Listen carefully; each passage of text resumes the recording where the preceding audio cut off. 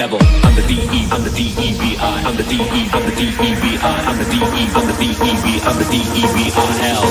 I'm the D-E, I'm the D-E-V-I, D-E, I'm the D-E-V-I, I'm the D-E, I'm the D-E-V, I'm the D-E-V-I-L, the devil.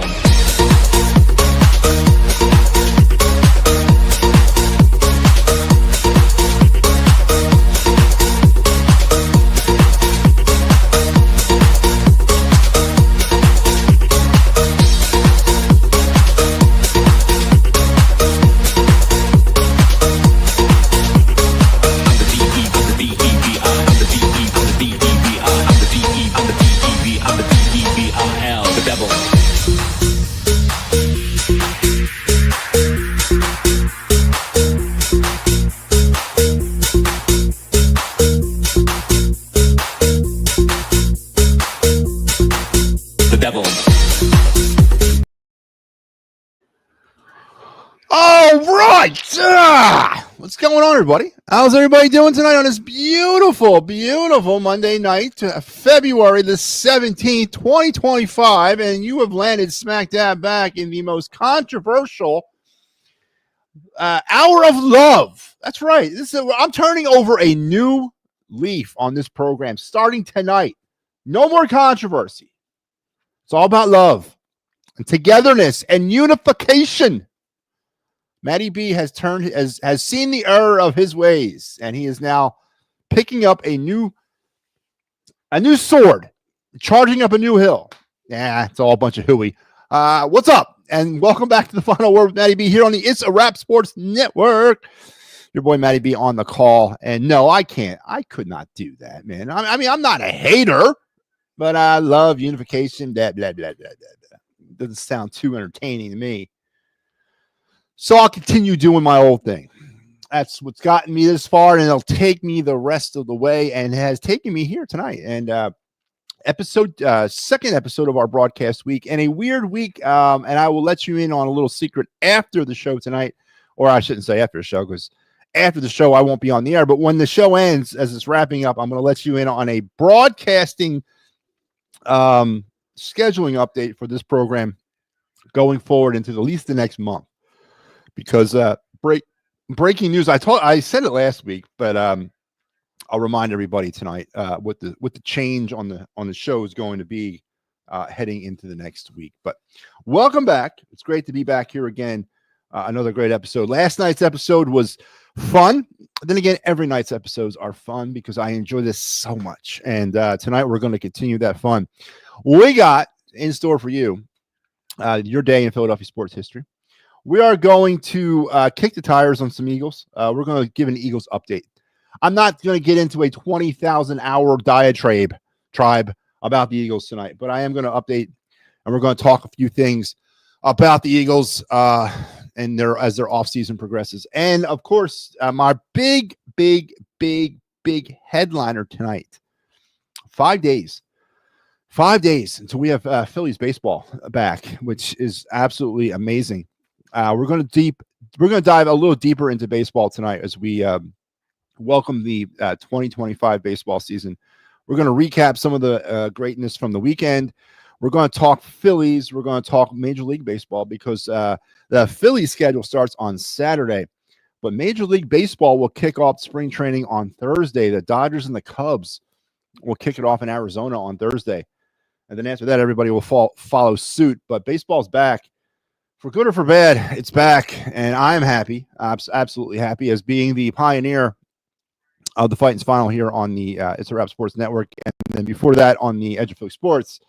The next 6 months, thankfully, will bring a respite of sanity to my world that has been missing over the last 6 months because of dealing with the Eagles. So I cannot wait to be nice and non-critical of the Phillies. Yeah, it's going to be a real love fest with them this year. But we'll get into some Phillies talk, some news coming out of camp, that kind of thing. We're going to give a Four Nations update because we got some big-time news coming out of Boston TD Garden today. Matter of fact, Team USA is playing as we speak in a game that doesn't really matter much because they have already punched their ticket to the finals on Thursday. But we now know who Team USA's opponent will be, and we'll talk about that in a little bit and how much excited I am to hear about this. We're also going to debut a new segment on the program. I teased this. I said I was going to do it.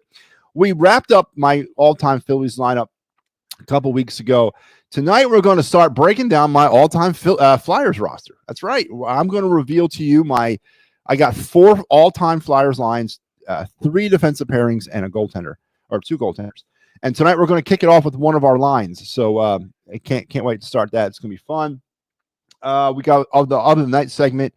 We're going to keep with what we started with last night. We're going to kind of double up because we're falling a little bit behind on some of that stuff. And then our card review to wrap it all up in a nice, pretty little bow. So strap on, strap in, keep those hands and those feet inside the car at all times. Let's go. And let's start it off with your night in Philadelphia, or see, it's the night. I'm on at night, so I always say night, but your day in Philadelphia sports history. Brought to you by all the good folk here at the It's a Wrap Sports Network. I don't know if you guys remember this. This was a key thing. I got 2 of them tonight. 2, I wouldn't say obscure Philadelphia sports, not Phillies, but Philadelphia sports nuggets of information. Both of these happened way before my time, but both of them had significant impact on my life. I wouldn't say significant, a little bit of an impact. The first one is a Flyers point. Back in 1968, when the Flyers were just a year old, and maybe not even that much, after a performance of the Ice Capades, strong winds blew apart the covering of the Spectrum, forcing the roof to come off. And the Flyers had to play their home games at neutral sites for the final month of the NHL season. So at the end of their first season in the National Hockey League, the Spectrum lost its roof. And some said it was an omen of the things to come about having professional hockey in Philadelphia. Of course, thankfully, people were wrong, as a couple of years later, the Flyers would celebrate back-to-back Stanley Cups. So I remember hearing about it. My dad told me about it when I was a little older. He said he remembers it. It was pretty funny. And pieces of the Spectrum's roof were blown all over Broad Street, or all over Patterson Ave, actually, not Broad Street. Didn't quite make it that far, but up Patterson Ave a little bit as they were trying to run it down. But it forced the Flyers to have to move their games to a neutral site for the remainder of the season, which was only about maybe a month or 2 long. But yeah, and then this fact, really, really obscure but fun. Gus DeZorio, a punch-drunk fringe heavyweight contender and possible inspiration for Sylvester Stallone's Rocky, lost his only title shot on this date in front of a record 15,425 fans at the convention hall by a second-round KO against legendary Joe Louis. It was a signature fight for DeZorio, though his most notable bouts came against the law, right? So a lot of stories around what was the inspiration for Stallone and Rocky. I heard that story before, but I heard a more relevant story that while Stallone was living out in LA, trying desperately to make it as an actor, he sat down and was watching an episode of ABC's Wide World of Sports, and a similar situation was unfolding. And it wasn't a heavyweight, though. I believe it was a middleweight or a lightweight title opportunity. The champ at the time gave an unknown an opportunity for the title. So I heard kind of both sides of this story. I doubt that this 1948 thing had anything to do with Stallone, but obviously the correlation is there between the character Rocky and this real-life Philadelphia fighter who got a title shot in 1948. But I don't think it had any theatrical merit. Maybe while he was researching the part, he stumbled across this guy. I don't know, but that was the more famous storyline of that is the 1970s, him sitting in his apartment watching ABC's Wide World of Sports, because he was like desperately typing out screenplays, just trying to throw everything against the wall and see what would stick. And who wouldn't have known that it was that story, the Rocky story, that would launch him into superstardom. But there you go.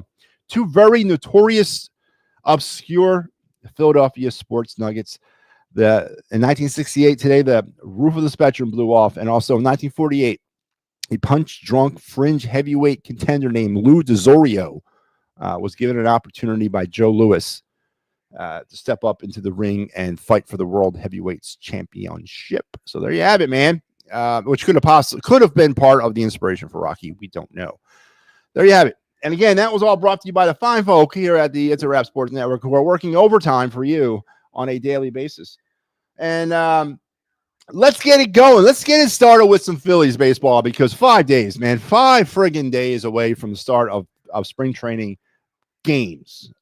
3 days if you're jonesing for professional baseball, and if you're jonesing for baseball, all you got to do is head over to ESPN, onto the ESPN Plus side of ESPN, and just start watching on demand the litany of games that occurred over the weekend, because Division One kicked off their schedules over the weekend with tournaments and games out west, games down south, all over the place. Villanova was in the Puerto Rico Challenge, didn't fare too well, but they held their own against Virginia, the number 2 team in the nation. They held their own. They lost, but they held their own. But Division One college baseball is in full swing as they opened up their season on this past weekend. But the pro side of things, what everybody's waiting for, the main event, so to speak, keeping with the prize fighting mantra here or theme, is Thursday. Cubs Dodgers out in Arizona are going to get the spring training baseball season kicked off. The Phillies will open up on Saturday in Lakeland against the Detroit Tigers as they'll get their 2025 spring training season underway. And the more and more you think about it and the more and more you see about it, this is it, folks. The same team minus a couple guys, but the same core is going to be here in 2025. There's been some rumblings and tumblings out of camp that Garrett Stubbs might be getting cut if he doesn't have an impressive spring training. Big whoopity-doo. That's not going to move the needle for me to get me to a World Series championship. Rafael Marchand, though, is probably a better option. Seeing how we don't have Logan O'Hoppe anymore in this organization, Rafael Marchand, probably a better option to be the backup, but can he stay healthy throughout an entire season? Hasn't been able to do it up to this point as a pro. Can Rafael Marchand stay healthy in 2025 if he becomes the primary backup to JT Realmuto? And as we know about JT Realmuto, let's go to him. Can he stay healthy in 2025? Final year of his contract, no extension offered at this point, and probably no extension will be offered as the season will begin. Maybe they offer him one as the season transpires. Doubt it. I think that this is part of the reason why Dombrowski was not a player in free agency. I honestly believe, for a lot of purposes, with the fact that JT Realmuto and Kyle Schwarber both are on their last years of their contracts, I think this is almost like you know what, we're going to run it out for one more year, and then we'll lose some money off the books when those 2 contracts drop off, and maybe next year we'll be players in free agency. I have a sneaky feeling that was the wisdom behind the words there about why they did not make any moves this offseason. I could be wrong, but it definitely seems a little suspicious to me that it happened that way. So, but can JT stay healthy coming off of his least amount of games in his entire career as he dealt with injuries throughout the season at various points? There's been some talk about moving him to the outfield in order to preserve him.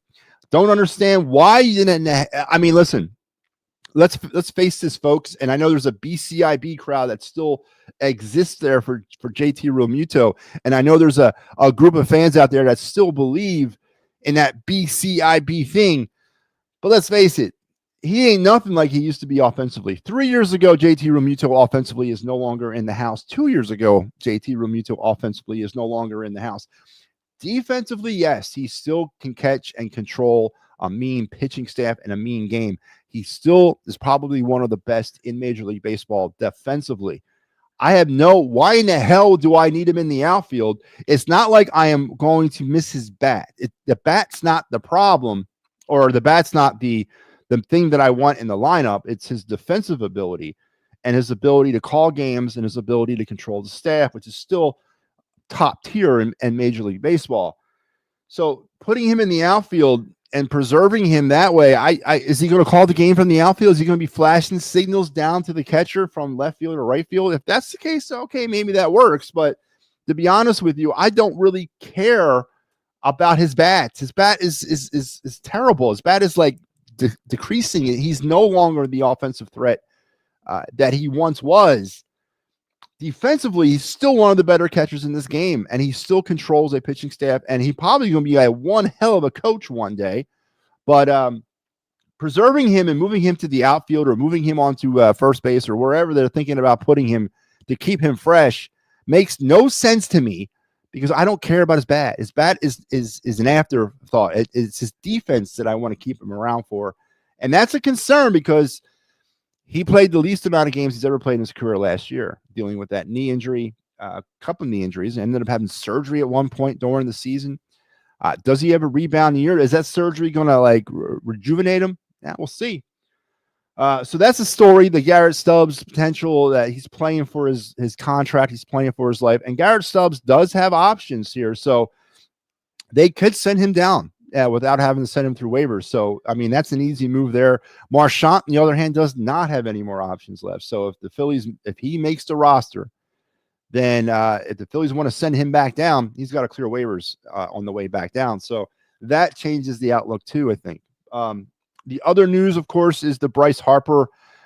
Now, I haven't been able to confirm this or deny it, but apparently he is not open to going back to the outfield and going back out the right field. Apparently, that's what I've heard. And, of course, we know Rob Thompson does not run that team and that Bryce Harper and the rest of them will tell him what they want to do. That's an interesting point. But, again, when I look around the diamond here, when I look at this team, I don't need Bryce Harper really. Right now, we don't have the pieces to put Bryce Harper. We don't have the pieces to make Bryce Harper going to the outfield really any kind of conversation. Leave him at first base. Who cares? Honestly, who cares? Bryce Harper is, by the way, did you know that this season is officially the halfway point through his contract? Can you believe that?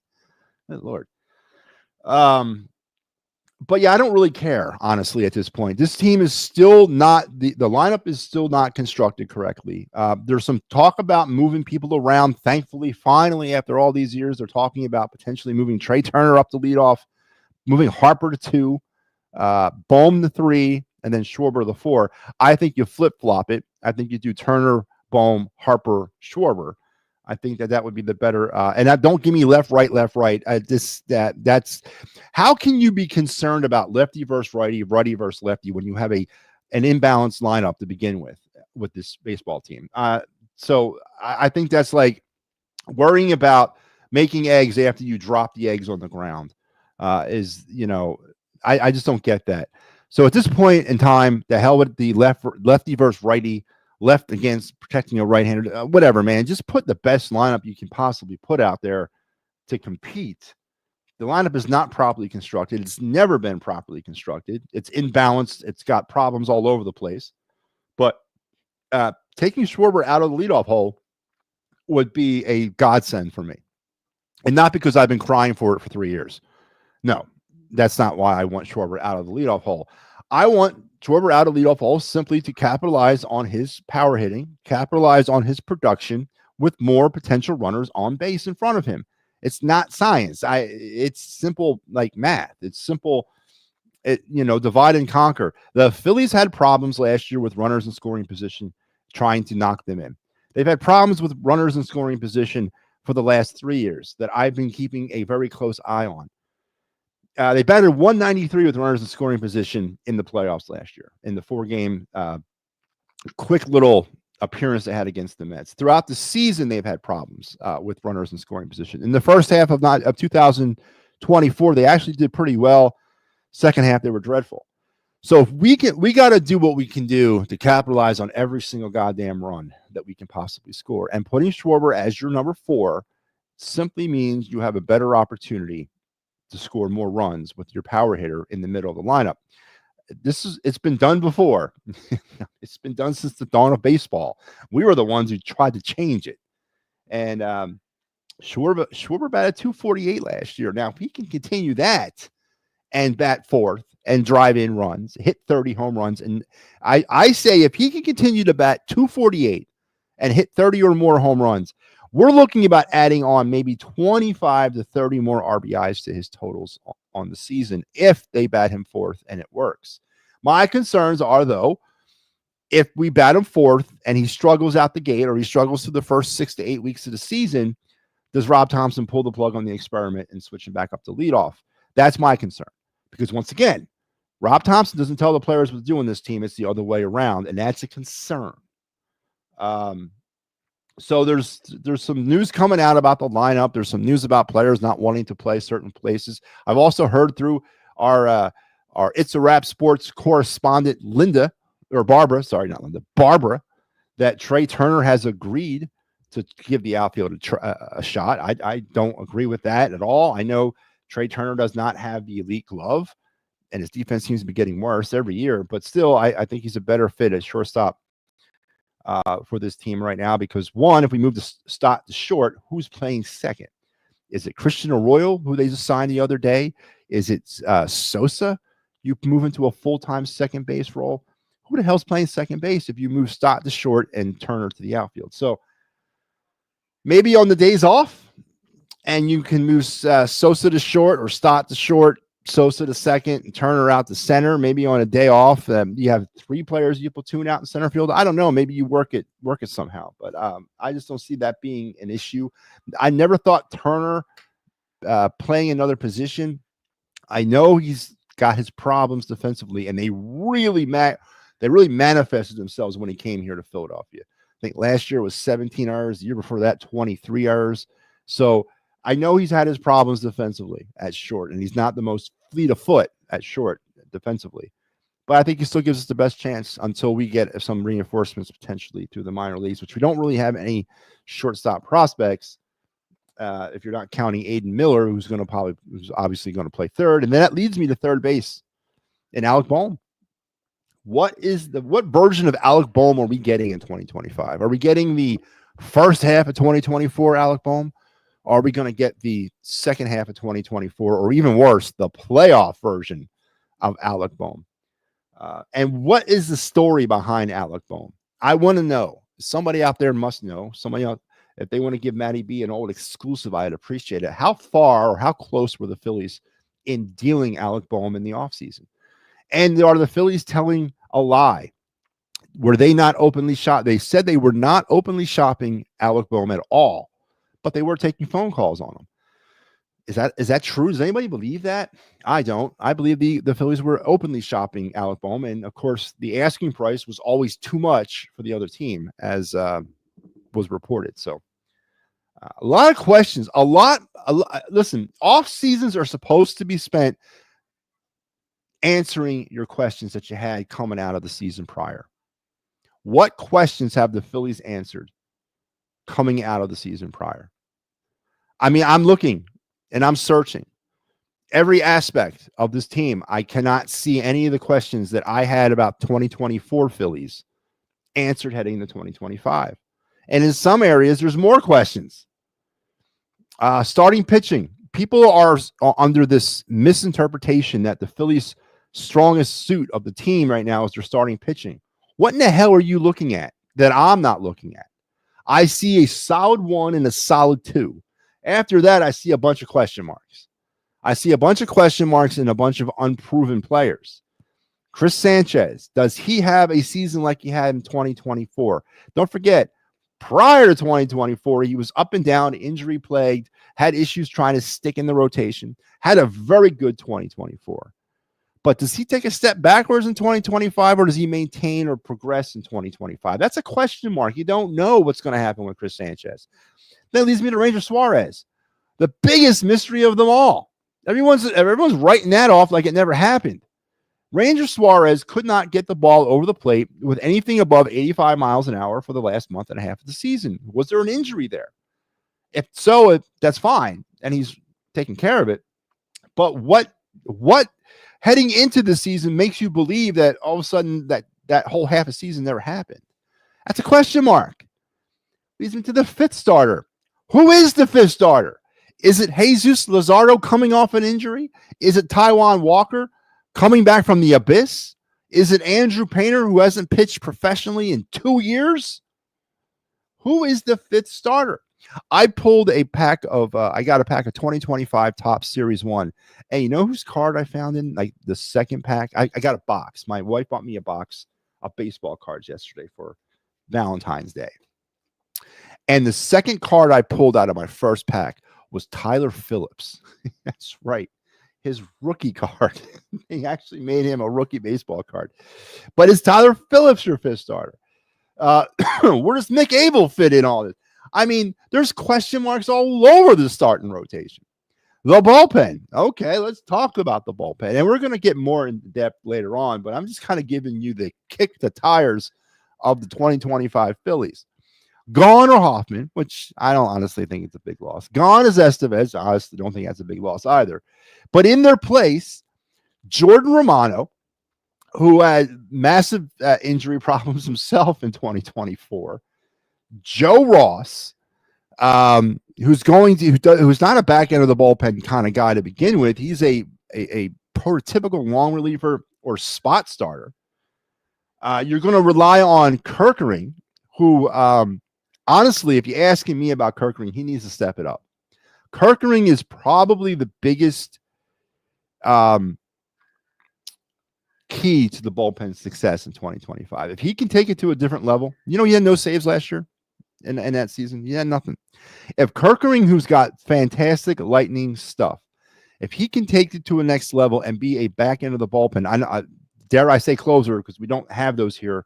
We have bullpen by committee, but if he can be part of the back end of the bullpen piece or equation and really kind of step up his game, it could change the outlook of the entire team. It really could, because he would be because he's got closer stuff.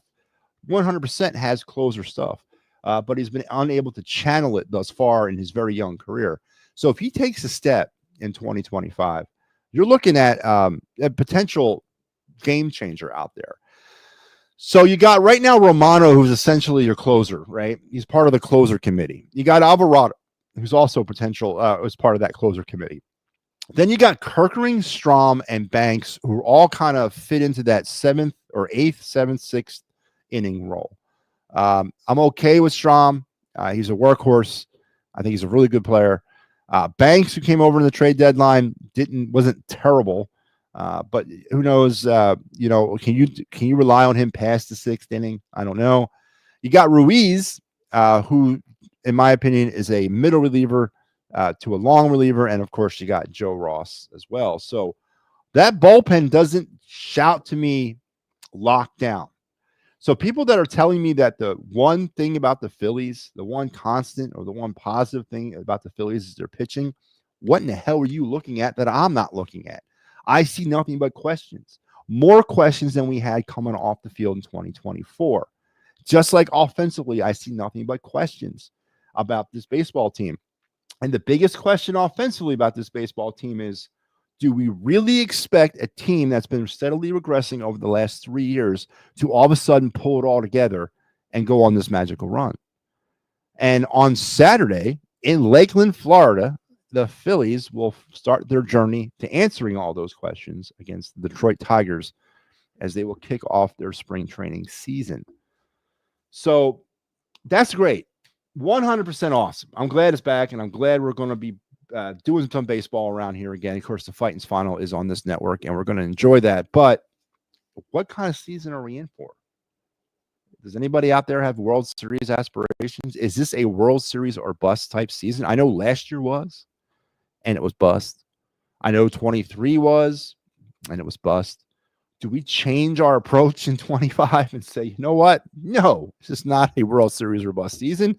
It's a let's take it one game at a time type season. Maybe that's what the Phillies are going to do. I don't know, but we'll get deeper into the Phillies. I wanted to whet your appetite a little bit with some of the things. I really did not even divulge into the Max Kepler stuff as well, but we'll get deeper and deeper into the Phillies, of course, the deeper and deeper we get into the season. But I wanted to rewind a little bit and talk some Major League Baseball points, because I want to give you guys an apology, because I was negligent, man, in my duties. Back during the winter meetings back in December, I totally missed this. I totally did not report on this, and I totally was negligent, and I'm sorry. But part of the winter meetings is they have the lottery in baseball, where they select the order for the 2025 draft or for the upcoming draft. And of course, they did that this year. The Phillies in the 2025 MLB draft lottery, well, they weren't in the lottery because it's only the top 6 teams that can compete. But the Phillies will be picking 26th this year in the draft. 26th in the first round. 63rd in the second round, and where we got third round, 100th in the third round, and 131st in the fourth round, and 161st in the fifth round, and then the remaining rounds they'll be picking fourth from the bottom of the MLB draft order. So not necessarily a spot in the draft order where the Phillies are going to build their dynasty, but hey, it is what it is. That's what happens when you're a playoff team. You don't get the good picks. The Washington Nationals are picking first overall this year's draft. Now, when I saw that, I kind of had to do a double take because I'm like, what the hell are the Nationals doing picking first? The White Sox, who set a modern era record this past season in 24 with losing 121 baseball games, are picking 10th in the draft. So I had to do some research. And apparently the White Sox and the Athletics, because I can't call them the Oakland Athletics, can't call them the Vegas Athletics, just call them the Athletics. Both of them were ineligible to be part of the lottery in 2025. Now, how does a team or teams that are so bad not be eligible for a lottery pick? And so I did some research, and this is what I found out. So because the White Sox are a payer club, a PAYOR club, and what that means is a team that gives rather than receives revenue sharing dollars. So because they are a payer club, they are not allowed to have back-to-back or consecutive years of lottery picks. Them and the Athletics are both those types of teams. So they had a lottery pick last year. They were not allowed to have a lottery pick this year. Talk about a team that's being managed the crap out of. I mean, how do you how do you go in front of your fan base and say, hey, man, we lost 121 games last year. And guess what? We don't have a lottery pick because we're a payer club. I don't understand that, man. I get it. I'm critical of Philadelphia ownership. I'm critical of everything that occurs because I love these teams. We are definitely not. We're better off than a lot of other Major League Baseball teams out there. And Chicago White Sox and the Athletics are definitely two of the examples of teams that you don't want to be part of. They were two of the worst teams in 2024. And because of their status as payer clubs, they cannot have consecutive years of lottery picks. And that's just absolutely mismanagement, fraud, negligence, anything you want to say. It's terrible. But the Washington Nationals will pick first overall in this year's draft. And in the Nationals' brief history of existence, they've only picked first overall twice in their history. And one of those times they picked Steven Strasburg, and then the other time they picked a guy that you might know, Bryce Harper. So the Nationals have the inside track right now on Ethan Holiday, the younger brother of Jackson Holiday and the youngest son of Matt Holiday. We've talked about him on this show in our MLB draft prospect on the Of the Night segment. He is currently the consensus number one pick coming out of high school this year in the 2025 draft. So great. We got to deal with another Holiday for maybe 10 more years or 7 years in the National League East. That sucks. But I guess we'll cross that bridge when we get there. Picking second overall is the Angels. So the Angels, not only did the Angels fleece the Phillies out of more high prospect pitching arms from Dave Dombrowski over the last couple summers, now they get to pick second overall in the draft, potentially to replace Mike Trout and to bring his heir apparent here.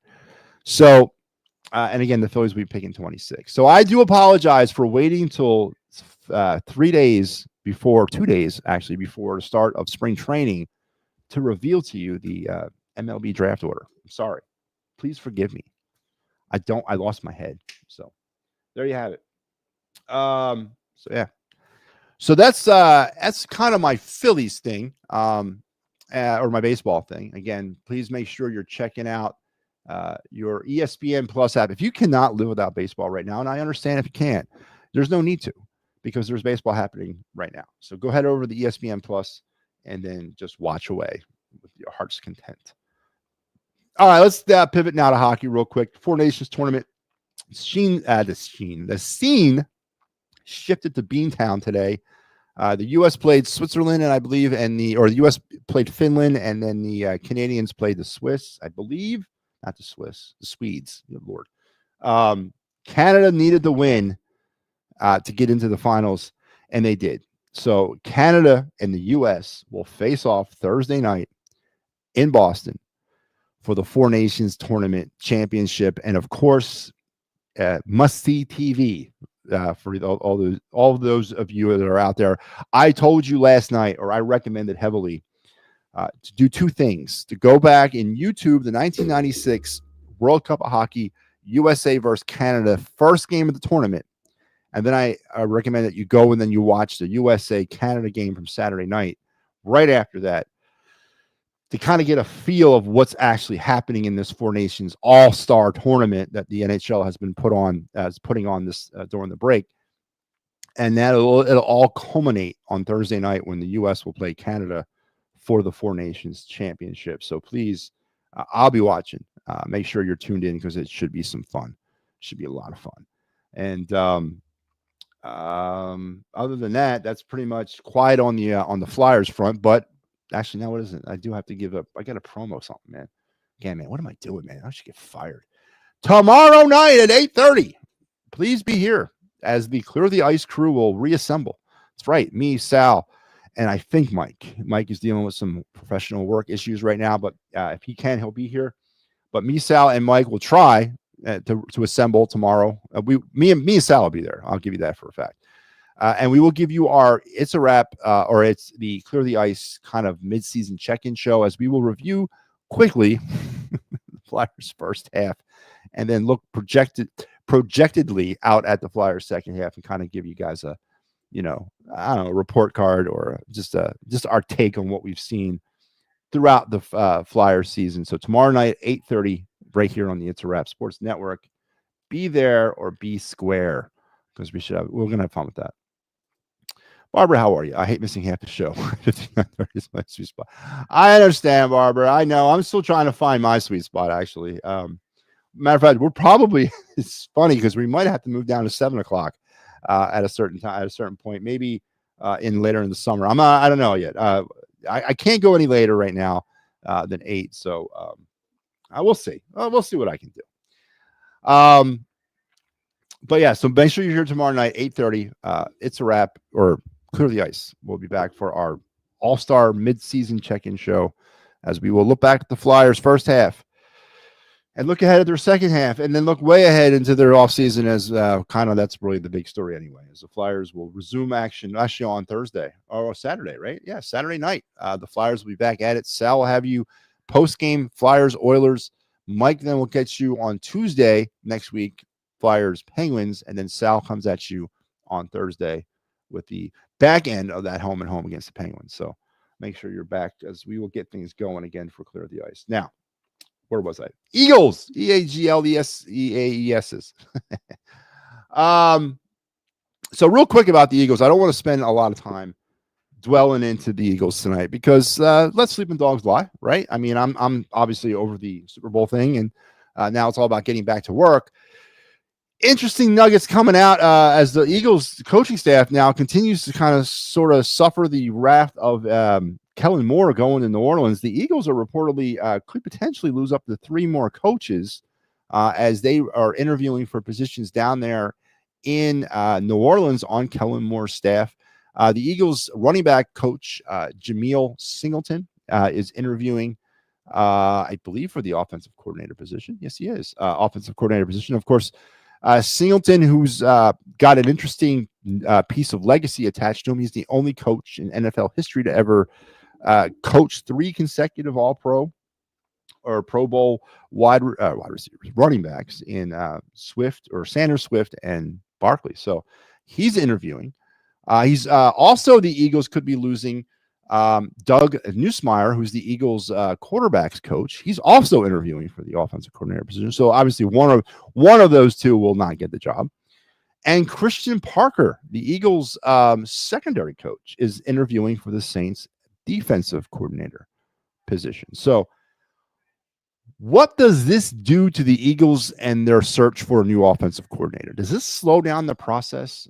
Do the Eagles have to wait and see where these guys land before they can make a decision on their own offensive coordinator? And with the offensive coordinator situation sort of kind of what it is, I have my top 5 Eagle offensive coordinator candidates, starting from 5 going down to 1. Jared Johnson, the current quarterbacks coach for the Houston Texans. I think he'd be a good fit. Frank Reich, of course, is my number 4 choice for obvious reasons, and I would like to have him here. Doug Nussmeier, the Eagles quarterback coach. Now, I thought about putting him at 5 and Johnson at 3. I'm not so in tune with the Eagles hiring from within. I know a lot of people are. I'm not. I think that the Eagles need to pull somebody. I get it. Yeah, somebody on the inside, especially the quarterbacks coach. Who else knows Jalen Hurts' pluses and minuses the best as the quarterbacks coach? Well, Brian Johnson was supposed to do that as well, and he failed miserably as the coordinator. I don't know. I think the Eagles should still go outside the organization. But if they don't, Doug Nussmeier, and if he doesn't get hired down in New Orleans, Doug Nussmeier would be my number 3. Mike LaFleur, who's currently the offensive coordinator in L.A., would like to see him here. He's my number 2 choice. And my number 1, of course, is the current passing game coordinator and associate head coach of the Eagles, Kevin Patullo. And again, thought about switching him for Frank Reich. But you know what? I get it. I just said I don't want somebody from the inside. I really don't. But talent sometimes overrides that stuff. And if the Eagles have young, rising offensive minds, they might as well use them or somebody else will. Right? Somebody else is going to eventually pluck them off the staff. So I guess there's a double-edged sword with that too. But there you go. There's my top 5 Eagle offensive coordinator candidates. And the Eagles are also faced with potentially losing more coaches as they're interviewing down there in New Orleans with Kellen Moore for a job with the Saints. So look back in disagreement. Sorry, disappointment. I'm sorry. Kellen Moore didn't even use half his playbook because of practice. Oh, good God, Barbara, don't get me started, please. Oh, man, I didn't want to do this tonight, but I will. You're right. Nobody talks about that, Barbara. There's about 40 people watching on all the platforms combined, and nobody here ever wants to chime in when I say that they never, ever, ever used all the playbook. Nobody ever wants to debate me on that. No one ever wants to step in here and say, well, yes, they did, MattyB, blah, blah, blah. Nobody ever does. But it's true, Barbara. They didn't. They didn't probably use like the first 10 pages. Or you know what? They probably started maybe in the spring. And then at some point, like in training camp, Kellen Moore was like, you know what, Nick, I don't think this is working, man. I don't think he's picking up. He's not picking up what I'm putting down. And I don't know what we're going to do. So they went into the regular season, the first 4 games with the Kellen Moore playbook, and it didn't work. And they scrapped it. Now, and everybody seems to think that this was some sort of renaissance moment for the Eagles. It wasn't a renaissance moment for the Eagles. It was trying to stay alive moment. It was a survival moment for the Eagles. We got to do something. Our quarterback can't manage this playbook. We got to change, or the season's doomed. It wasn't this enlightened epiphany where Nick Sirianni was sitting in his office and the sunshine is showing in on his face, and he was like, "Oh my God." Yeah. It wasn't like they didn't know what Saquon Barkley was prior to the bye week. I'm so sick of hearing that crap. It was totally in the fact that they had seen enough of the knowing that their quarterback cannot run the team, cannot be an elite quarterback, cannot win them a Super Bowl on his own. That is exactly what happened. And then they decided to scrap that playbook, develop the Moriarty playbook. Nobody wants to talk to me about that either. This is what I hate about homers, man. They are so shut down. They don't want to listen to anything but what's coming out their own damn crooked mouths, man. So that's the reason, right? That's the reason why they converted everything over to Saquon Barkley, because they did not trust their elite quarterback, man. They did not trust the greatest quarterback in Eagle history to run their offense. Said this before 1,000 times. From the San Francisco game in 2023 to the Buccaneer game in 24, 3-8 was your quarterback.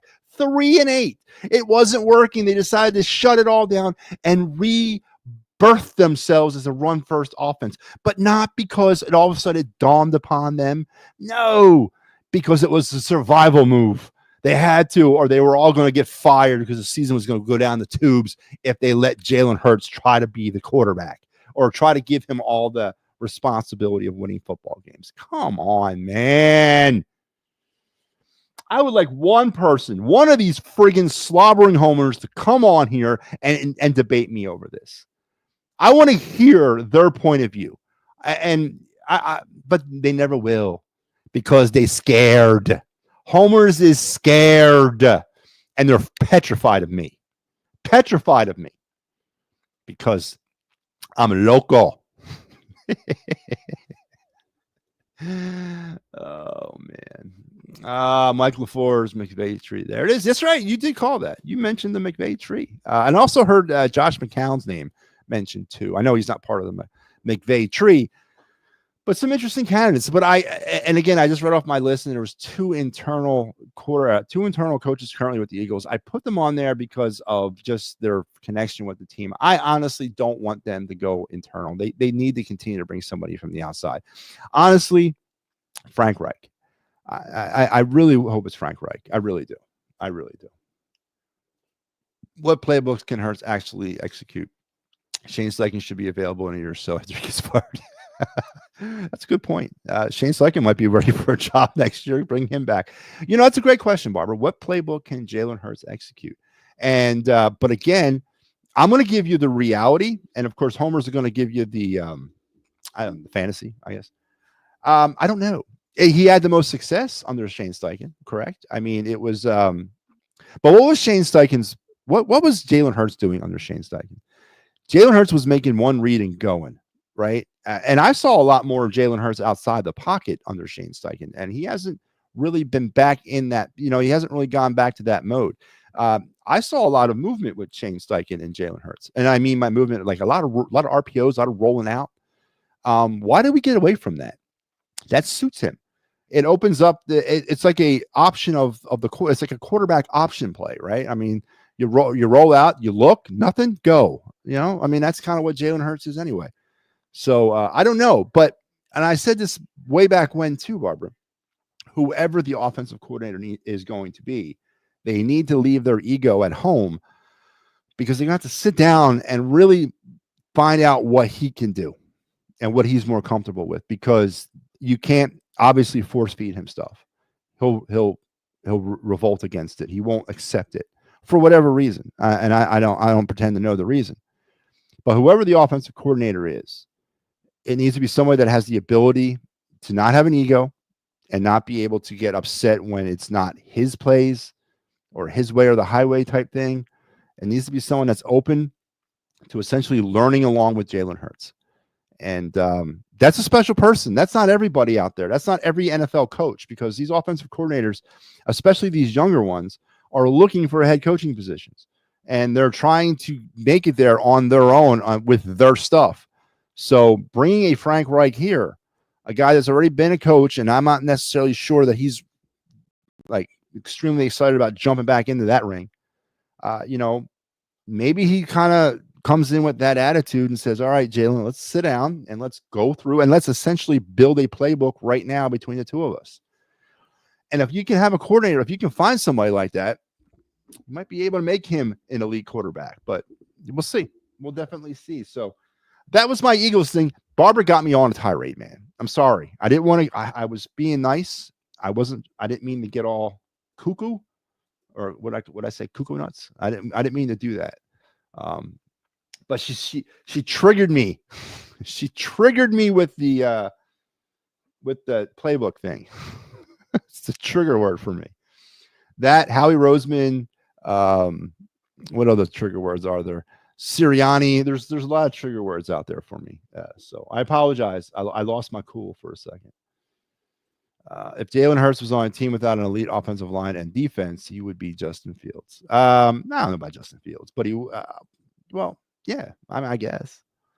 I mean, he is on a team with an elite offensive line and elite defense, and he's not much more than a game manager to me, Barbara. I mean, I get it. What you're trying to say here is that he would actually be worse. Of course he would be. And then again, the homers. Barbara, why are you doing this to me, man? Why are you sending me down this rabbit hole tonight? The homers wanted you to believe that not any quarterback could have went into that game and won that game against the Kansas City Chiefs. I'm 100% confident that anybody could have done that. Any NFL quarterback could have won that game against the Chiefs on Sunday or 2 weeks ago. Any NFL quarterback. The way the defense played by flipping the field on the Chiefs 3 separate times, or 2 times really when it mattered.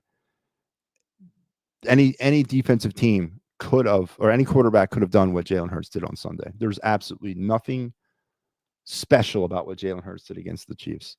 He made a nice ball to Devontae, and he made a nice ball to Dotson, and he made the nice ball to Brown. That's 3 passes. The 3 passes of the entire game was real nice, and the rest of it was improv and trying to move the ball. The Eagle offense, again, even though they scored 40 some odd points, they got stifled a few times too. There was some back and forth. It was those friggin' turnovers that flipped the field, that gave the Eagles opportunities. They scored points off those turnovers, the pick 6.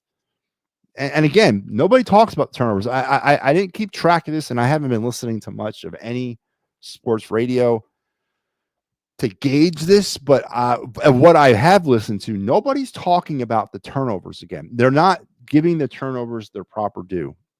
They're giving Jalen Hurts his proper due, more than his proper due, but they're not giving the turnovers their proper due and respect. So it's blindness, man. It's a sickness. As I said, homerism is a sickness. And another PSA from MattyB, I'm here for you. For you homers that are suffering in silence, some of you are not, some of you are. If you are suffering, regardless in silence or not, reach out to me here at the It's a Wrap Sports Network, and I will pay for your deprogrammer personally. We will come to your house with any color van that you choose. We will take you to a warehouse of your choice, and we will deprogram you. I promise you, I will take care of you and not leave you in your hour of need. That was my little PSA. What was that?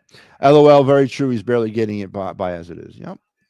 If the Rams didn't turn it over so much, I really believe they would have beaten the Eagles. Yeah, I mean, those 2 turnovers in the snow, those the Stafford turnover, and then was it the Akers turnover? They were crucial in that game. That game was in doubt up to the very end of the game, and those 2 turnovers played a huge role in that game. Absolutely. But here's the thing, Barbara. And I think we got to be careful here, because we can't talk about these turnovers like they were a fluke. Listen, the Eagles did something special at the back end of the season up through the Super Bowl, and that was start creating turnovers in a epically historic rate. They went from 7 forced turnovers for the first 9 weeks of the season to like 23 over the next 7 weeks. I mean, it was just nuts of how they just turned it on, and there's something to that.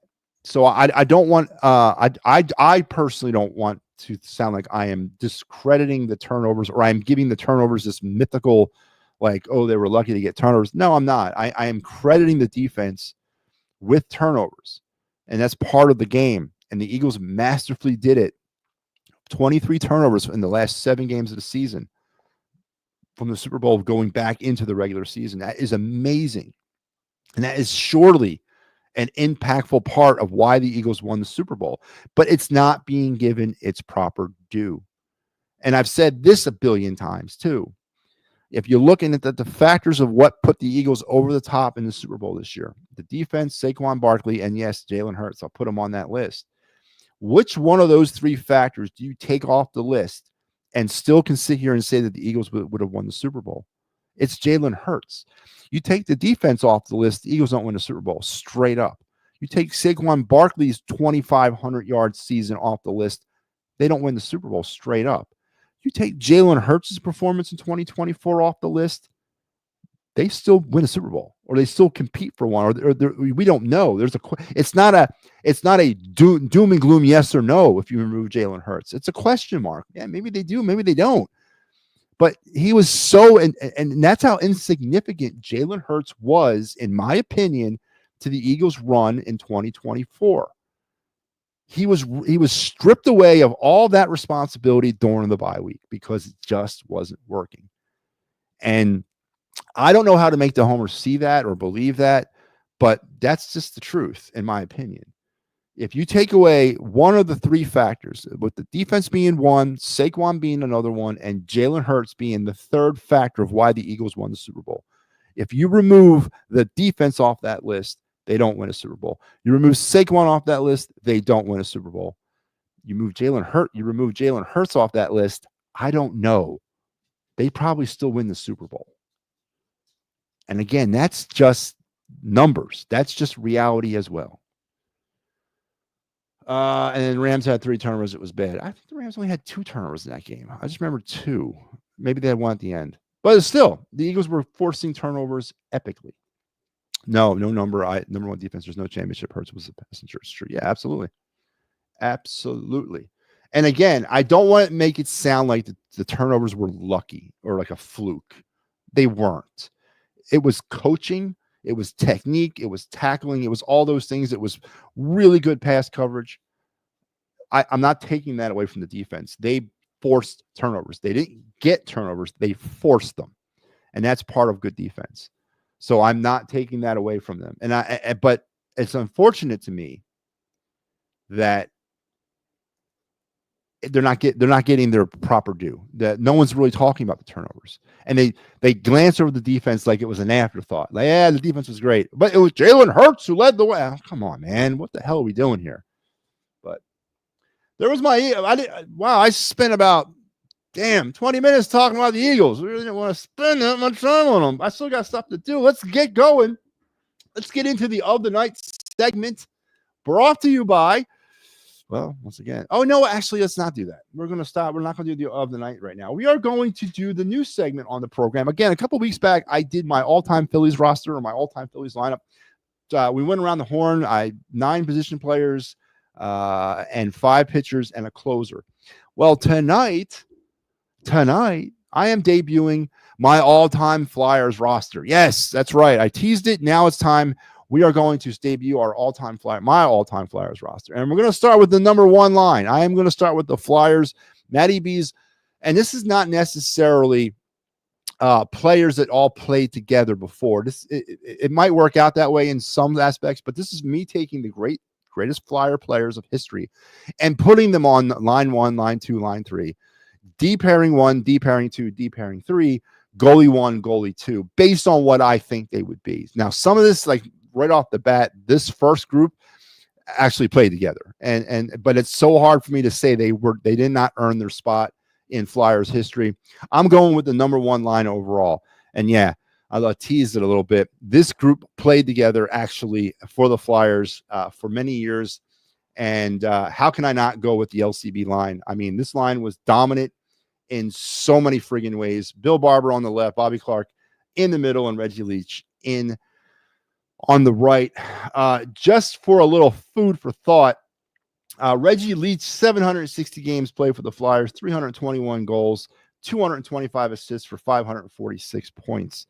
Bill Barber, 873 games, 420 goals, 463 assists for 883 points. Bobby Clark, 1,144 games, 564 goals, 852 assists for 1,416 points. Reggie Leach came to the Flyers in 74-75, was an integral part of winning the second of the back-to-back cups.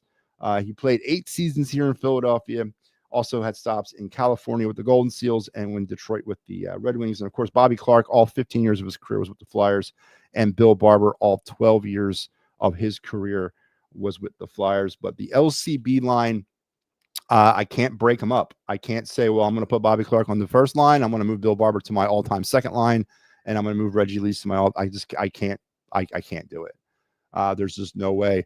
This might be one of the top 10 greatest lines of all time in hockey. And not to just mention the Flyers, but hands down, this is the best line in Flyers history. And I didn't have to make it up. It was actually reality. So I would be negligent, and I've been using that word a lot tonight. Negligent to say that Bill Barber, Bobby Clark, and Reggie Leach did not belong on the all-time top line in Flyers history. And that's it. Now, I am going to tell you that this is the last time you'll see an actual line of reality, like the players who actually played together on a line on my list, because line 2, line 3, and line 4 are all made up of where I think certain players finish in Flyers history. So you're going to see some weird line combinations of players that never played before together. But with the LCB line, there was nothing I could do about that. I couldn't live with myself if I broke this line up. So there you go. I started off with the big guns, the best line, MattyB's all-time #1 flyer line, Bill Barber, Bobby Clark, and Reggie Leach, the LCB line, and just an amazing group of players. All two of them have their numbers retired by the Flyers, Barber and Clark. So there you go.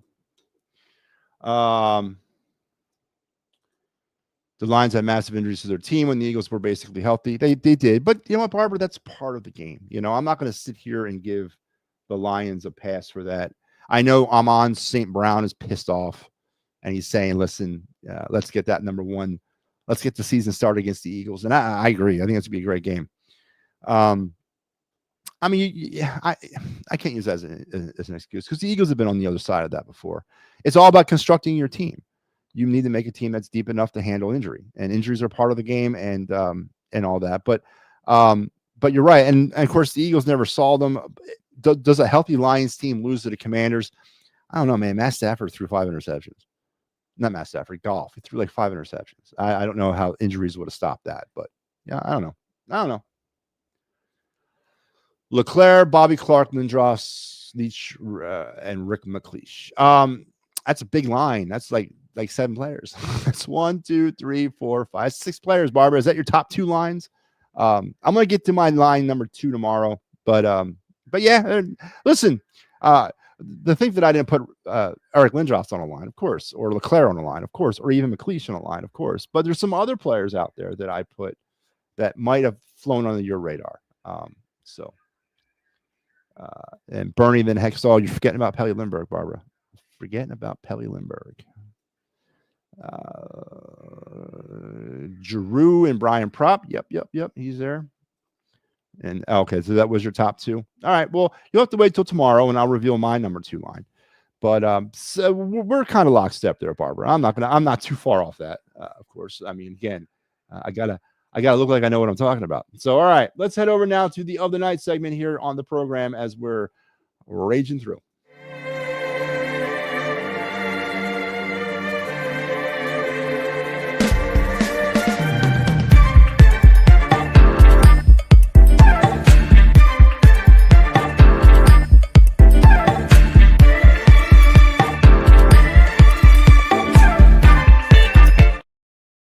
All right, this is the other night segment. This is the part of the show where we took a look at a Flyer draft, Flyers NHL draft prospect, a Phillies MLB draft prospect, a Flyer spotlight player, a Phillies spotlight player, or a prospect player from the Flyers or Phillies.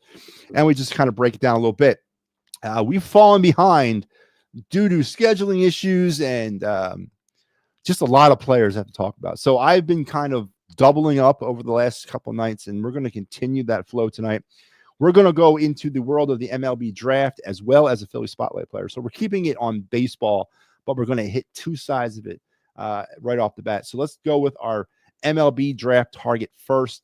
Let's put him up here. He is Ava Arquette, the second baseman from Oregon State, the highest ranked transfer on this list. Arquette batted with a slash line of 325, 384, 574 with 12 homers as a second baseman last season at Washington, and earns DJ LeMahieu comps. There you go, for a 6'4" build and hitting ability.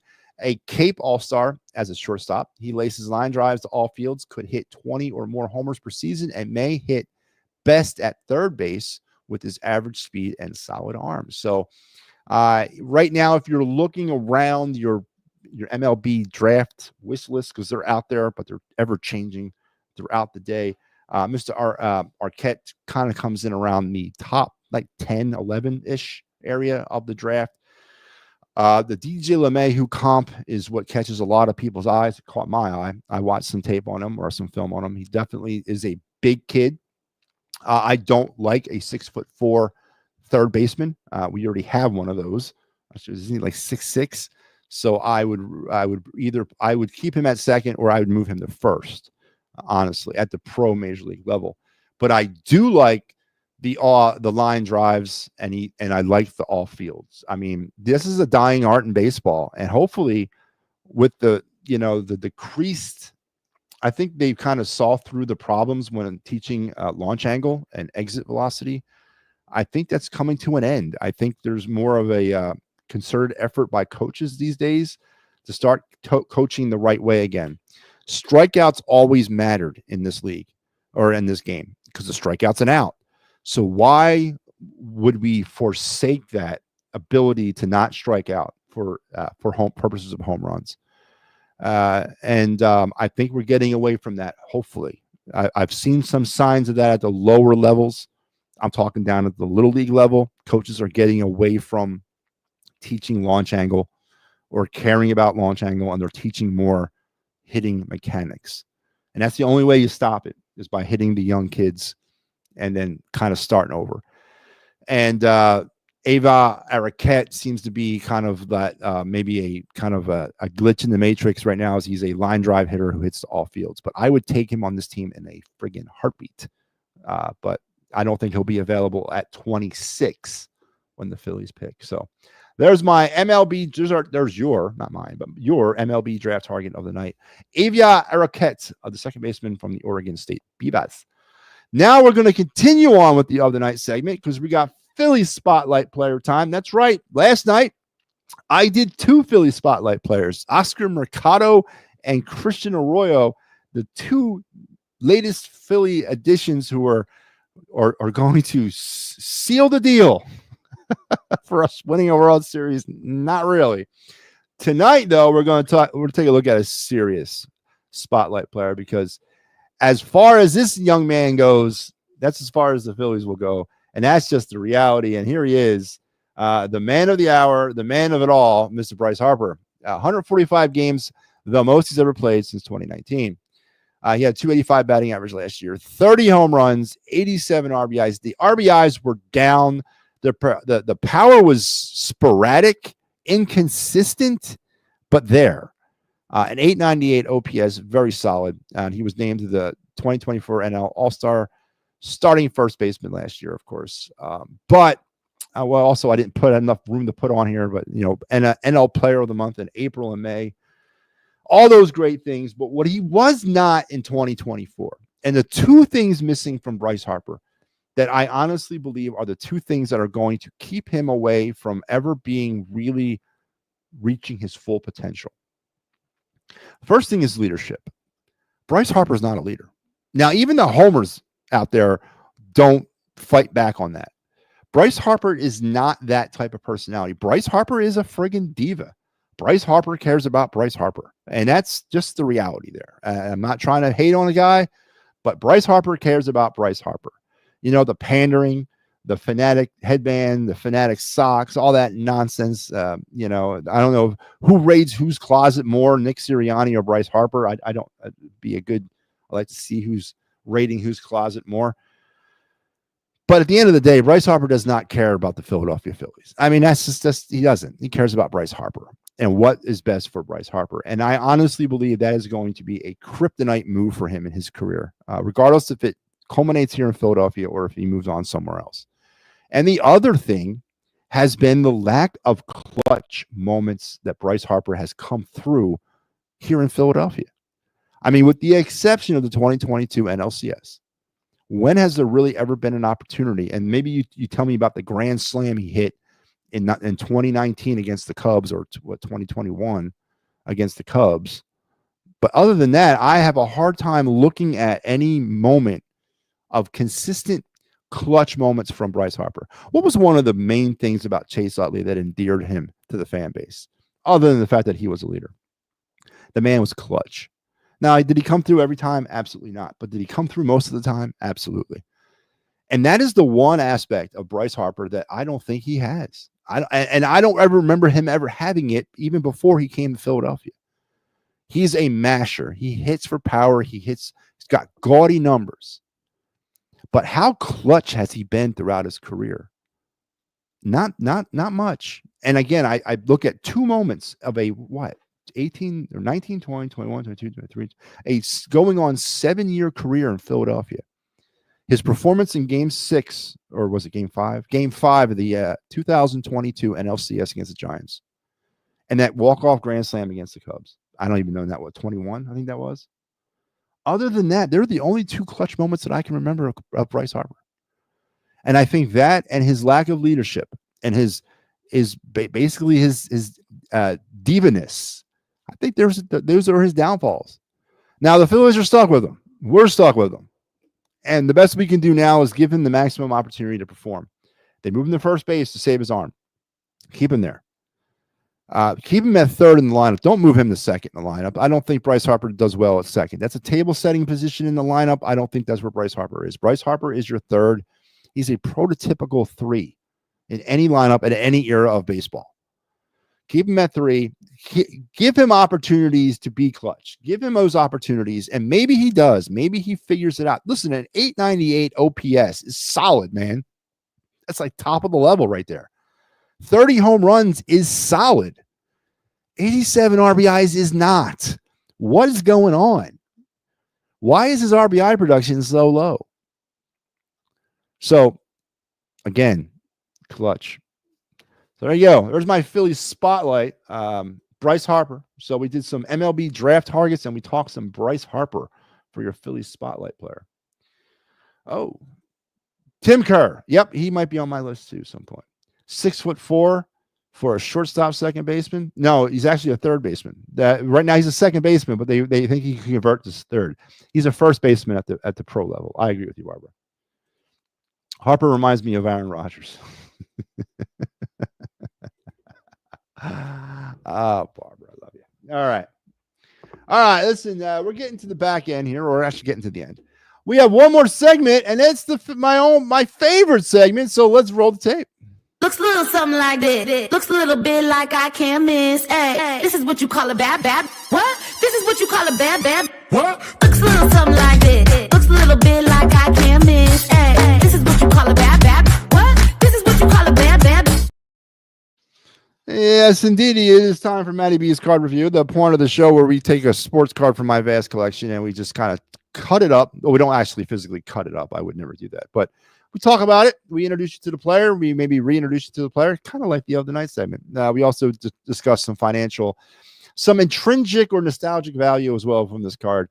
I absolutely love this segment, and I love doing it, and I look forward to it every night. So tonight we're staying in baseball. We were in baseball last year. We had the Jazz Chisholm 2024 Home Run Challenge card, which was a giveaway card from last season. We're staying in Topps, we're staying in baseball, and we're staying in 2024, and we're going with a real obscure card. I don't even know why I put it up here, but I think this kid's got a shot. I think he's got a chance in a career. It's the 2024 Carson Spires card. He is a pitcher for the Cincinnati Reds. This is his rookie card. Listen, it's a sharp design of a card. The 2025 Topps is okay, but 2024 they really hit on the design. But I kind of like the graphic there. As far as the pitcher, he debuted in 2023 in September for the Reds. He's got a career 5-8 record, earned run average of about 5.64, and he's got 92 strikeouts. He's had some moments though throughout his young career. He could potentially find his way as a solid 3 or 4 in a rotation. I would take him. Hell, man, I definitely take him in our rotation. But he's definitely a project player. And again, financially, you're not going to run the world with a Carson Spires rookie card, at least not at this point of his career. You might later on, but the most I could find it is for about $2 on any database. So again, I was looking at this card more for the design. Maybe it's the red and the gray and the black and the white, and then the rookie logo, the rookie card logo, just kind of sets it off for me. I'm weird like that. That's why I like this hobby.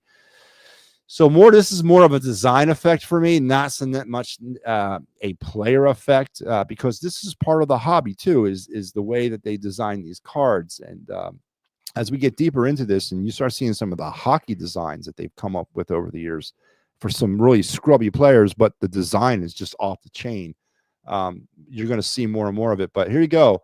Here's tonight's card, the 2024 Carson Spires rookie Topps card, series, I think 2, is it? Series 2, yeah. And here it is in its physical form. I'm looking at probably a 9.5 if this was graded, but I don't know anymore because PSA has drastically changed the way they grade cards just recently. and it is almost damn near impossible to get a gem mint 10 anymore. So 9.95s are going to start really increasing in value throughout the market. But there you go. There it is in its physical form. Again, very smart looking card. This is a very clean card. Could be a 9 or 9.5, but there you have it. There's my card of the night. Carson Spires. Again, this was not necessarily because of the great Carson Spires. No.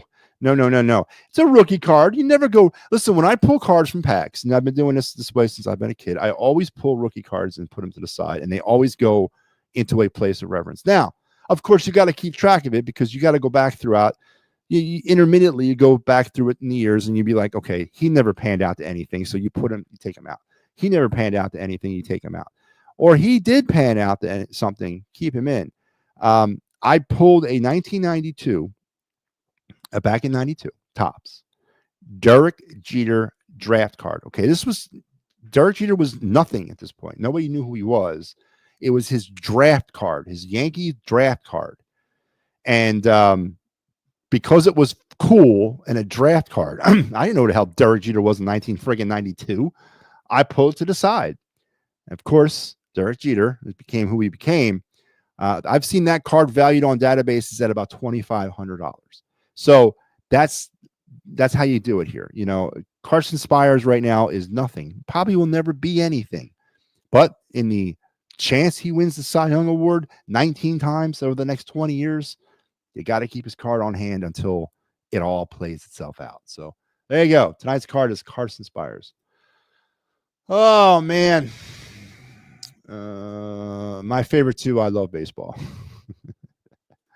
I don't know the player, but it's a sharp card. Is Topps, but yes, Topps is Barbara. So, Topps is the king of cards. You know the way they are. But Bowman, Bowman's part of Topps. Fleer, Donruss, Panini, Score, Upper Deck. You know, I know. I think Score's out of business now. They all try to compete with Topps, but they just can't seem for some reason to compete with them. Topps is the number one best. That's if you're picking cards, the first thing you look for is Topps in any sport. Honestly, in any single sport, Topps would be the best card you have. So, for example, a Topps rookie, Ricky Henderson, that recently went in auction for over $500,000. PSA 10 rookie Ricky Henderson, 80 Topps.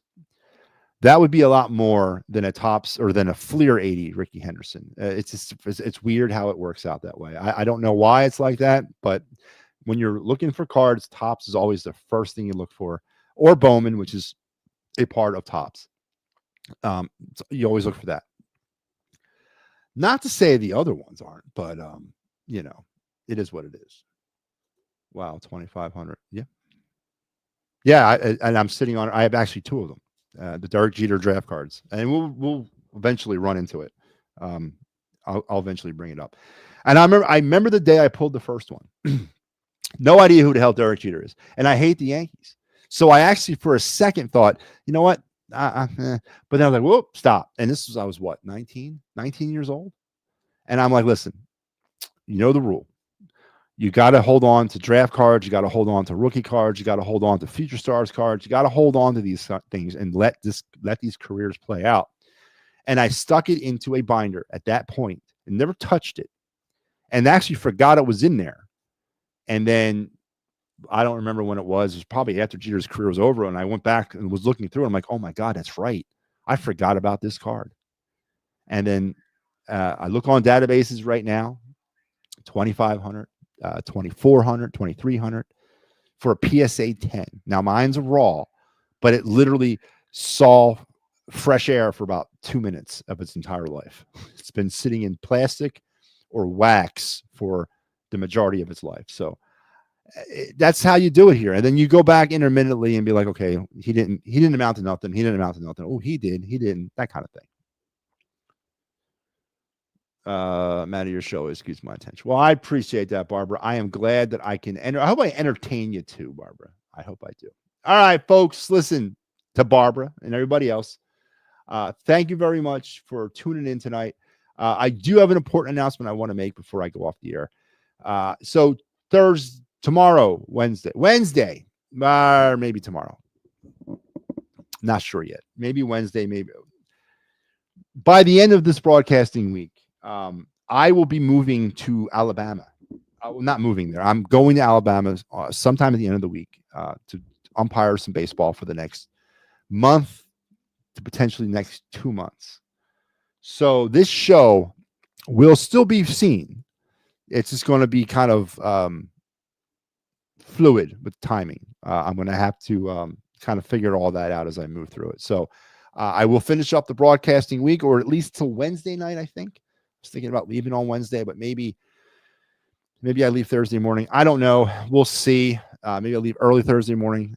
We'll see. But for the most part, though, this show will wrap up from this location for the next 2 months. But we will be back Sunday night. I will be back. We'll be back tomorrow night. I'll let you know tomorrow night about Wednesday night. But tomorrow night we'll be coming on at 7 because of the mid-season show of our Clear the Ice Flyers mid-season check-in. So I will be on the air tomorrow at 7, right before that show. So because I'm hosting that one, so I just need to get that thing out of the way, and we got to do what we got to do. Yeah. Well, thank you, Barbara. I will be doing some perfect game stuff, some like 12-year-olds through 18-year-olds, and then some Division I college. So be on the lookout for me on ESPN Plus. It should be pretty fun. But looking forward to that. It's going to be over the next 2 months.